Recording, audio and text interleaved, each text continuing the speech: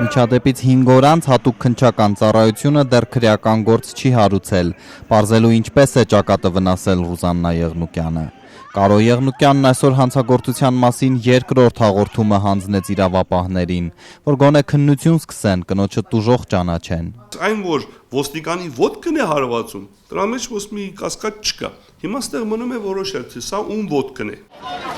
Թեև Եղնուկյանի փոխանցմամբ կան նաև ականատեսներ, որոնք գիտեն, թե կոնկրետ որ ոստիկանն է հարվածել։ Ընդդիմադիր գործիչը տարակուսած է, քննությունը տեղում էր պետք սկսել, չափագրել տարածքը, հետքեր վերցնել, մինչդեռ ուժի դիմաց իրավապահները շտապում էին րոպե առաջ ցույցը ցրել։ Նույնիսկ անգրեյության գաղափնակետը այնքան է, որ վիրավորված մարդուն գետնում պարկած, որը կիսա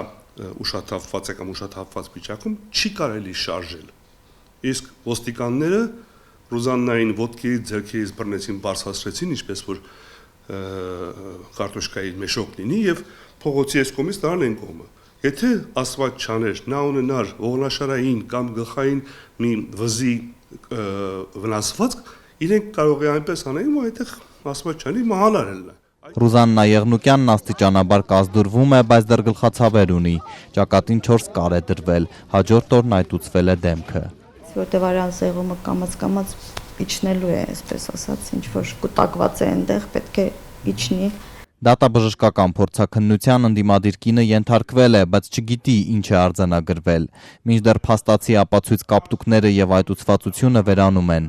Երևանի փոխոստիկանապետ Վալերի Օսիպյանը միջադեպից րոպեներ անց հայտարարել էր, որ վնասվածքը հրմշտոցի հետևանք է, քանի որ ցուցարարները շղթա էին օգտագործել։ Հրելով մեկը մյուսին այդ վնասվածքը ստացել է։ Այդ տեսել եք, պարոն Օսիպյան, այստեղ եք տեսել։ Ես այստեղ չեմ եղել, ինձ այդպես են զեկուցել։ Բայց ընդդիմադիրներն էլ ասում են, որ նա ոստիկանի ոտքով հարված է գլխին ստացել։ Պետք է ասին, թե չէ ձեզ կարծում դուք ձեզ թվում է ուրիշ բան պետք է ասի։ Բժիշկը ասում է, որ քերծվածք է,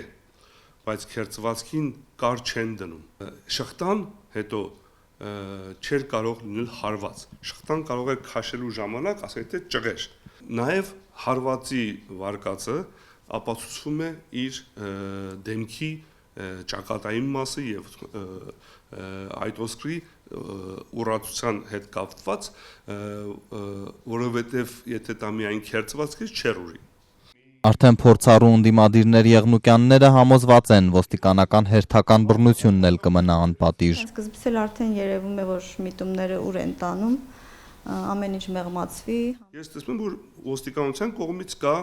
միտումնավոր փաստերը կոծկելու հարց։ Հայաստանում ընդունված չի եղել, որ կանայք պարկեն եւ մեխեն իրենց ասֆալտին։ Հանրապետական Էդուարդ Շարմազանովն այսպես էր արձագանքել միջադեպից ժամեր անց։ Ռուզաննա Եղնուկյանն ասում է, Մաշտոցի պողոտայի ասֆալտին հայտնվել է ոստիկանների հրելուց հետո, պաստառը ձեռքին կանգնած է եղել։ Ասեմ, որ նույնիսկ եթե ես պարկած լինեի ասֆալտին, այնտեղ ոչ մի սխալ բան ես չեմ տեսնում։ Դա բողոք արտահայտելու ձև է։ Կոնկրետ քաղբանտարկյալների ազատման համար կոնկրետ Գևորգ Սաֆարյանն նվիրված այդ օրվա ակցիան։